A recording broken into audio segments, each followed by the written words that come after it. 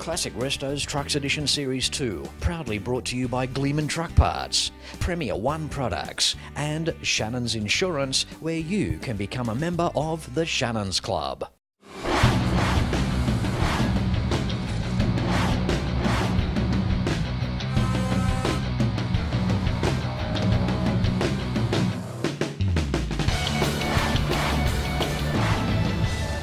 G'day and welcome to another exciting episode of Classic Restos Trucks Edition Series 2. Of course not possible without the continued support of my major sponsors. So when it comes time for the very best in truck parts and accessories, cleaning products for your truck, insurance for your classic truck, and breakfast time serving the enjoyable egg, go to the best website in the world to deal with some of the nicest people in business that you'll ever find. ClassicRestos.com.au and click on their links for more information.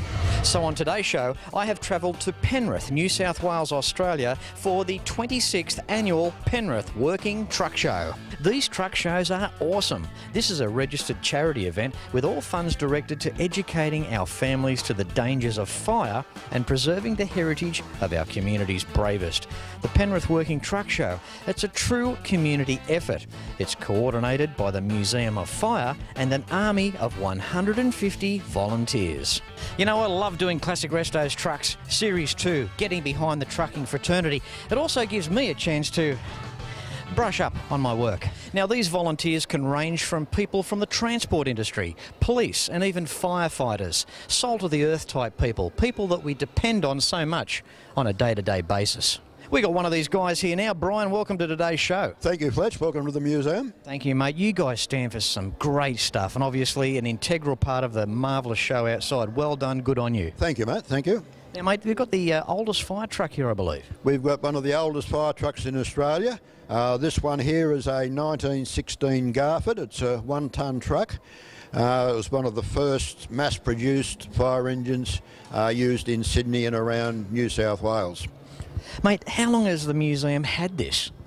We've had it since the early 1980s, but it's been part of a collection prior to that. So it's been virtually continuously in fire brigade service since 1916. What happened to the old fire trucks? I mean, okay, we've got one here. There must have been hundreds of these old girls. Mostly they just get auctioned off and they end up in scrap yards. Farmers used to buy them. They were good for irrigation pumps and the like, and in the more recent times from the 60s on, a lot have ended up with collectors. So there's something like over 700 preserved fire engines around Australia that we've found so far in museums and private collections, so there's quite a few. Brian, depicting the era of this vehicle, the solid rubber tyres, chain drive, we've got the external brake as the handbrake holding the chain. I mean, wow, we've stepped back in time here, but they still worked hard and they still did the job. They did the job, Flesh, that's right. It was just a lot slower. Just a lot slower, but that wasn't really necessary because these went out mainly to small country towns, and it was probably only a kilometre from one end of the town to the other. Absolutely. So you didn't lose much in time-wise. Mate, anything in those days better than a bucket of water and wet Hessian bags must have been a bonus. It was, because prior to this they might have had a horse-drawn truck or even just a big cart with hose in it, and they'd have to drag the cart to the fire. Now you're watching today's show and you're thinking to yourself, Museum of Fire, where is it? What is it about? Tell us, Brian. Well, it's out at Penrith, which is not far from the centre of Sydney, and it's all about preserving the heritage of the fire brigade and the people that worked for it. We've got a lot of displays. We've got over 70 fire engines in our collection. We've got a lot of old uniforms. We have displays relating to bravery, the firemen that were killed in duty. There was quite a few of those over the years that have died while fighting fires to protect the public. It's all about the heroism of the job. I alluded earlier about salt of the earth type people, and we all know that our fireys and our emergency services personnel certainly stand for that and a lot more. Good on you, Brian. Thanks for your time here today, mate. Keep up the good work. Thanks. Thank you, Fletch. Hope you enjoyed today. For the best in classic truck parts and accessories, cleaning products for your truck, classic truck insurance, and of course when it comes time to serving the enjoyable egg, go to classicrestos.com.au. Click on the major sponsors' logos to be directed to their websites for more information. Now don't go anywhere, we'll be back with more classic trucks after this.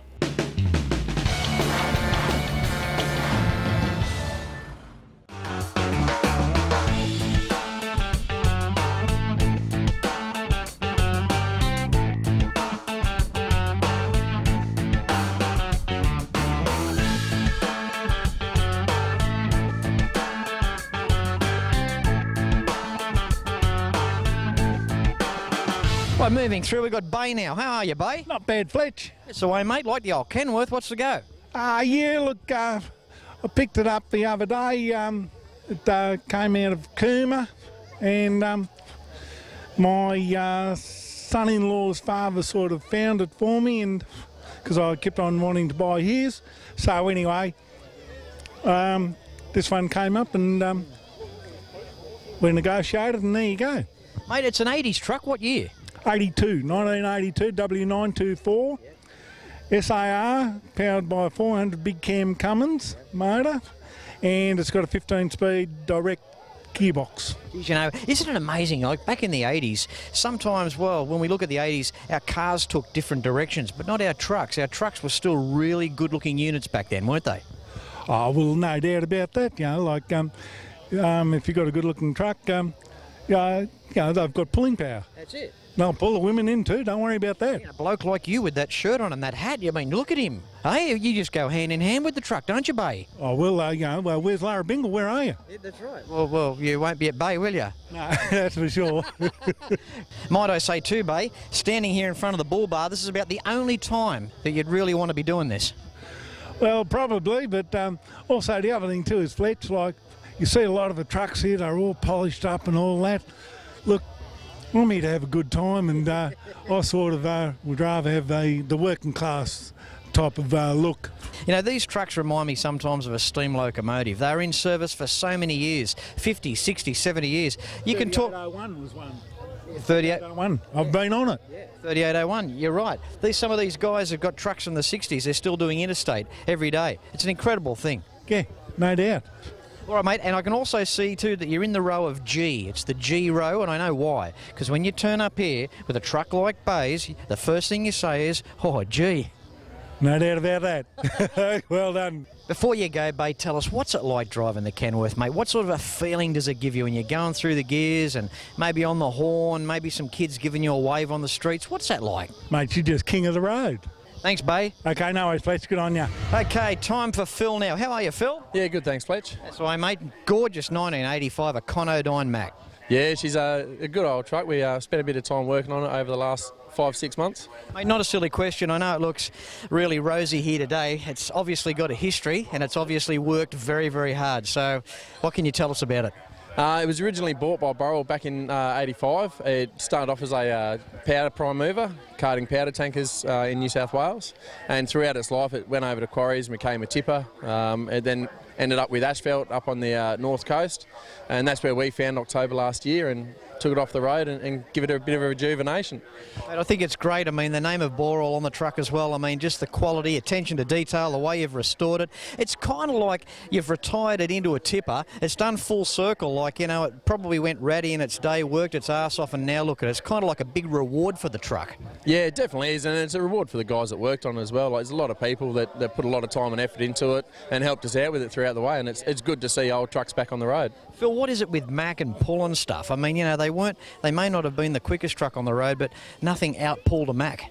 No, they didn't break down too much either. They were always a good truck on the road, always reliable. Yeah.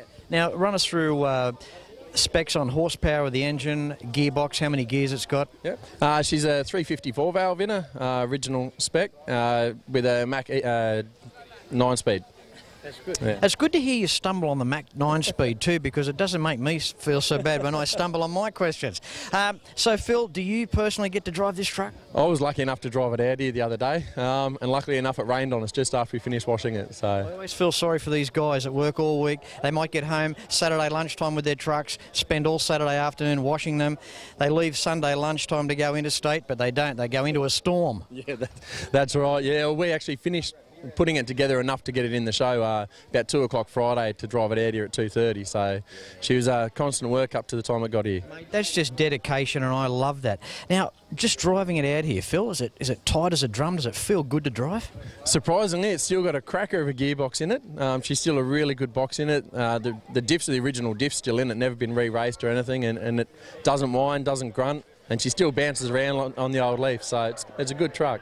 Probably the driver might whine just a little bit more than the diff, but talking to you, mate, I don't think that's the case. No, I love driving. Any opportunity I get, I'll be back in it. Absolutely love it. Good on you, Phil. What a truck, eh? That's testament for Mac. That's testament to the guys that have restored it, and to you too. Thanks, Phil. Thanks, Fletch. You have a good day.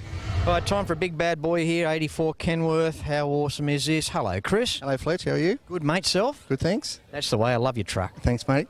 Everyone does. Mate, this is a family heirloom for you too. Tell us about it. I've had this truck 24 years. Originally it was ex-Comet. I bought this back in 1990 and I was going to sell it a couple of years later, and I just sort of grown attached to it, and I just kept it and kept buying things for it. And then it was about 4 years ago I pulled off the road, and it started just as a paint job, and from there it just snowballed and went to a total rebuild. That's amazing. Now, your daughter in the family, she was very young when you bought this truck? Yeah, she was about 5 years old. Yeah. She's 25 now. Yeah. And it's just sentimental. I can't let it go. Well, mate, too bad even if you did want to let it go, they wouldn't let you. No. My young son's got dibs on it now. Yeah. He said, Dad, this is mine. I said, well, we'll see what happens. You wonder why I'm doing a second series of Classic Restos trucks. The first 13 episodes in Series 1 that's been to air and still being repeated on some networks, such a fantastic response, and it's all because of blokes such as this. And it's just so good. It's just so good. I mentioned earlier in today's show too that the age of some of these trucks, and they're still working. Absolutely. There's a lot of them still out there. Guys like them. Like, I wouldn't update. I just like what I got. Yeah. It's not always about speed either. I mean, I guess a bit of the late model stuff rounds you up. Oh, it leaves me for dead. But this is just nostalgia. Yeah. You know, a lot of late model trucks will come past and they'll put their thumbs up, say, you've nailed it, good on you. That's and good. Yeah, it makes you happy. People come past and they appreciate what you got. At the end of the day, Chris, the freight still gets there, mate. Absolutely, mate. Gets there in one piece and I'm happy. And in 1984, if you had this truck, you would have been doing very well. Absolutely. I couldn't afford this truck in 1984. No. Not a chance. That's the thing. It goes with our cars as well. Like, we're little kids. We saw those cars and our jaws had dropped to the ground. Wow, look at that. You get to a stage of life now where you've got one of these trucks or one of those cars, and it's it feels a bit surreal, doesn't it? Absolutely. You know, like, I park this at home, I just look out the kitchen window every morning and I go, wow, look at that. Yeah.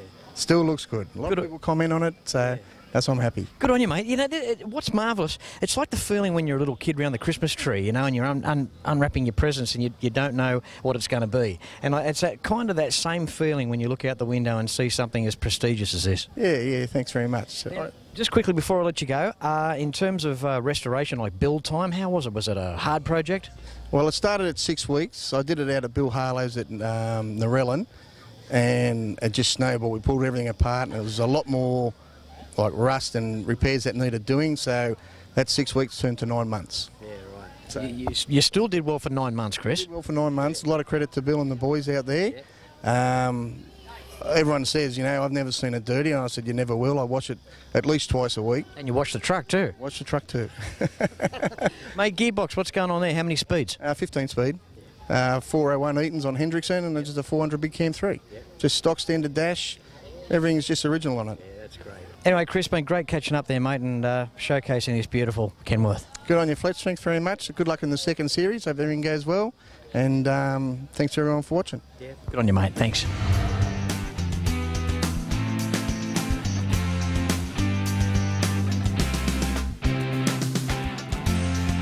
We see these trucks out on the highway. We can't touch them there. Here we can. They're big, they're powerful, and their drivers are just as amazing.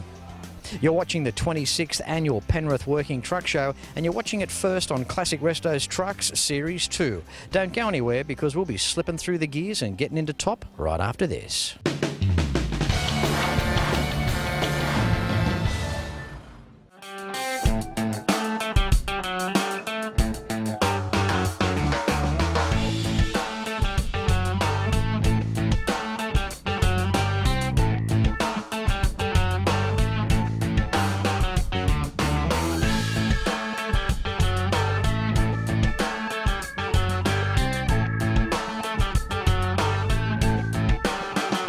Moving on through, what a marvellous event. I'm honoured now to have Chris Campson, the owner of Campson's. It's an absolute privilege. How are you, Chris? Very good, thank you.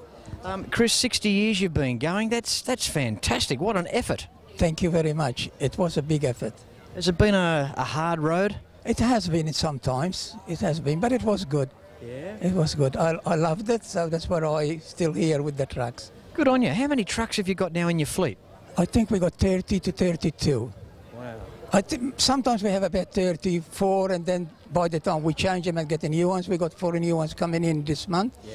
Until we sell the other one, they probably be a bit, but we try to keep it around 30, 32. Chris, what was the first year that you started driving? I started driving when I was in Malta. I was born in Malta. Yeah. I came here when I was 19. Yeah. And I was driving in Malta. My father had a bus, part owner of a bus, so I was born more or less into them. Yeah. I've got so much respect for that. I mean, it must have been hard times, and look, no doubt you just work so hard, and to end up with the fleet that you have today, that must make you feel very proud. I am, thank you. I am. I am. Good. Well, Chris, behind me we've got a 1928 Chev. So tell us a little bit about this truck. Well, the truck, I got some old cars, which I was always love old cars. I got at present, I think, about 10 of them and 10 cars and three trucks. I brought the Chev. I had a Chev in Malta when I was driving a Chev for a guy, and then when he retired, he gave it to me. So I used to go around them days running around with kids. So I always was fond of old cars and trucks. The restoration process of this 1928, did it take very long? It did. I have the other 4 that we done it right up. This one I brought it. He advertised a motor because I got another truck, and he said I got a Chevy 2 for sale. And we talked about it, and I sent somebody. I was busy. He said I'll meet you halfway, and I brought it. And it was like he said. I painted white, and I done to check the mechanical. And it was not too bad. I checked everything. So I done a lot to it too. It's absolutely beautiful. I mean, it's stunning. I mean, every angle that you look at this truck, it looks good.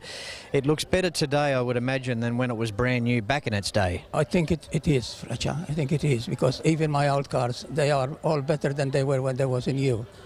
The thing is, too, presentation in business is everything, and it shows with the Campson's trucks. I mean, you very rarely see a dirty one. I mean, that goes for a lot of the trucking fraternity. A lot of pride is taken with a lot of truck owners, which is always nice to see.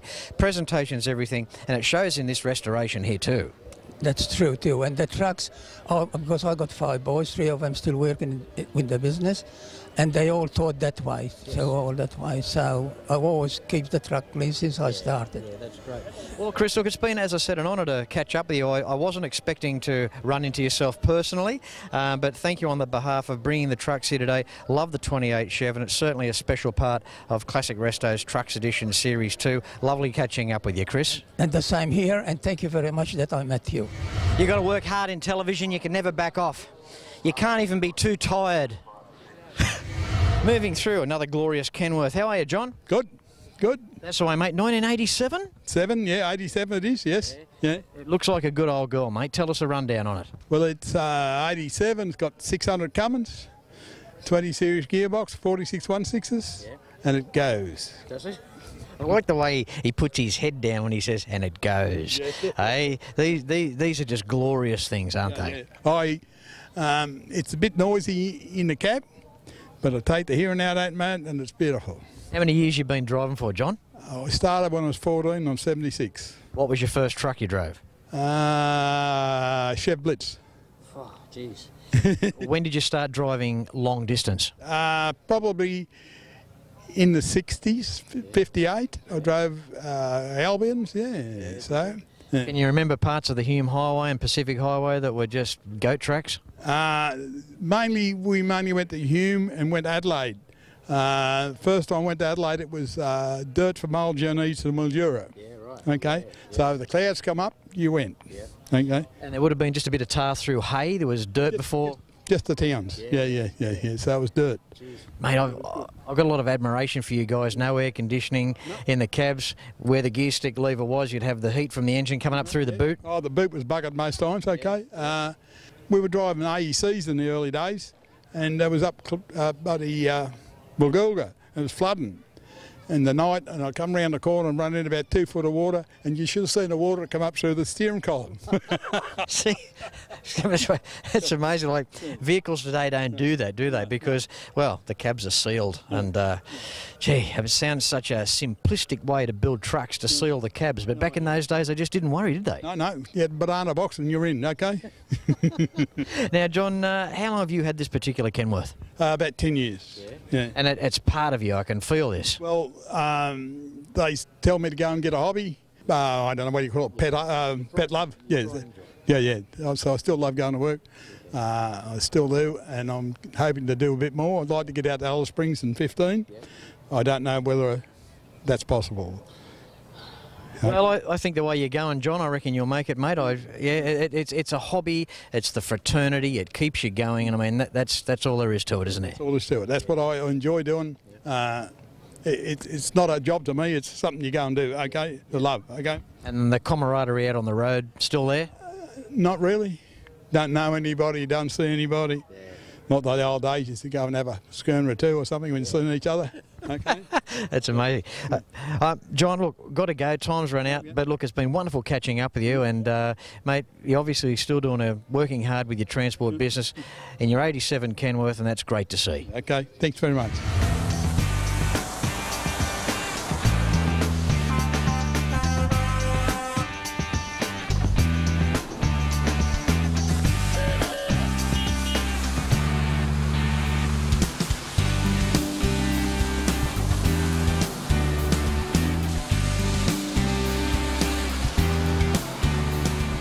Well, I hope you've really enjoyed today's episode of just some of the 26th annual Penrith Working Truck Show here in New South Wales, Australia.